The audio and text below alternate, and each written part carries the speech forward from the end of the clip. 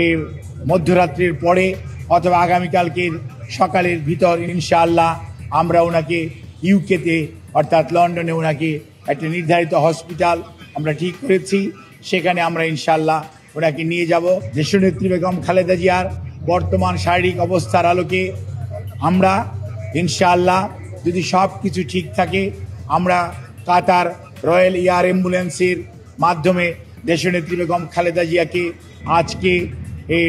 মধ্যরাত্রির পরে অথবা আগামীকালকের সকালের ভিতর ইনশাআল্লাহ আমরা ওনাকে ইউকেতে অর্থাৎ লন্ডনে ওনাকে একটা নির্ধারিত হসপিটাল আমরা ঠিক করেছি, সেখানে আমরা ইনশাআল্লাহ ওনাকে নিয়ে যাব। ওনার যাওয়ার সময় ওনার সাথে যে বিশেষজ্ঞ চিকিৎসক হিসাবে বেশ কয়েকজন চিকিৎসক এবং দেশের বাইরের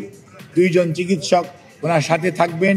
এবং এর সাথেও অ্যারোনটিক্যাল ফিজিশিয়ানস যারা আছেন তারাও ওনার মেডিকেল বোর্ডের সদস্য হিসাবে উনি যখন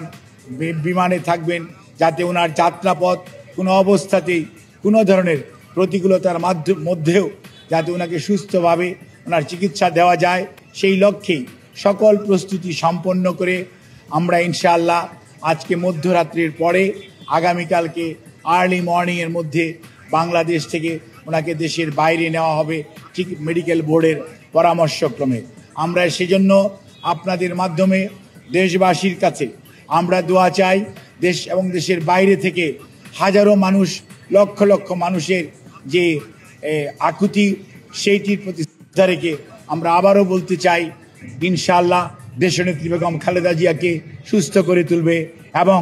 আপনাদেরকে মাধ্যমে আমাদের ভারপ্রাপ্ত চেয়ারম্যান জনাব তারেক রহমান, ওনার পরিবারের সদস্য ডক্টর জুবাইদা রহমান এবং জাইমা রহমান, ওনার কন্যা, ওনার ছোট ছেলের মিসেস সৈয়দা শামিলা রহমান এবং তাদের 2 কন্যা জাফিয়া এবং জাহিয়া রহমান, ওনার ছোট ভাই শামীম ইস্কান্দার সহ ম্যাডামের ছোট বোন এবং তাদের অগণিত আত্মীয় স্বজনের পক্ষ থেকে আমরা আপনাদের কাছে দোয়া চাই, কৃতজ্ঞতা জানাই, আপনাদের সবার সহযোগিতা চাই। সহযোগিতার জন্য ধন্যবাদ জানাই বাংলাদেশের বর্তমানের অন্তর্বর্তীকালীন সরকারের প্রধান উপদেষ্টা সহ উপদেষ্টা পরিষদের সদস্যগণ এবং বিভিন্ন বাংলাদেশ সেনাবাহিনী সহ বিভিন্ন পর্যায়ের আইন শৃঙ্খলা রক্ষাকারী বাহিনী এবং ফরেন মিনিস্ট্রি সহ বিভিন্ন মন্ত্রণালয় এবং বাংলাদেশস্থ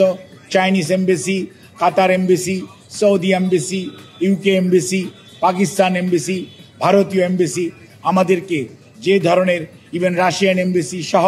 সবাই যে ধরনের সহযোগিতা করছেন সেজন্য আমরা সবার কাছে কৃতজ্ঞ